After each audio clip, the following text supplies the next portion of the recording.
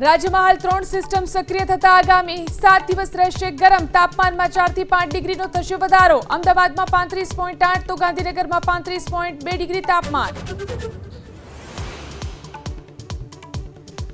મહેસાણાના કડીમાં ભીમનાથ મહાદેવ મંદિર પાસે પશુ તસ્કરો બેફામ. અજાણ્યા શખ્સો ગાયના વાછરડાને સ્કોર્પિયો કારમાં ઉઠાવી જતા ચકચાર.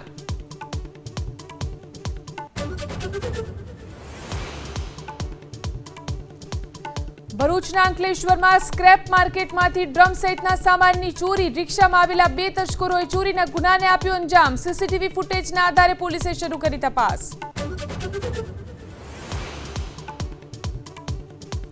પૂર્વ આઈપીએસ મનોજ નીનામા જોડાયા ભાજપમાં. મંત્રી પીસી બરંડાએ ખેસ પહેરાવી ભાજપમાં આવકાર્યા. સ્થાનિક સ્વરાજ્યની ચૂંટણી લડી શકે મનોજ નીનામા.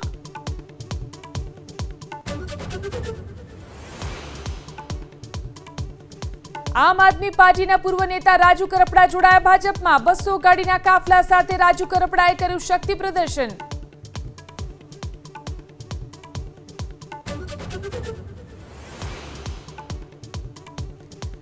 સાળંગપુર હનુમાનજી મંદિરમાં ગૌશાળાના નિર્માણ માટે રિલાયન્સ ગ્રુપ તરફથી મળ્યું 10 કરોડનું દાન. અનંત અંબાણીના 31મા જન્મદિવસ નિમિત્તે દાનની લહાણી.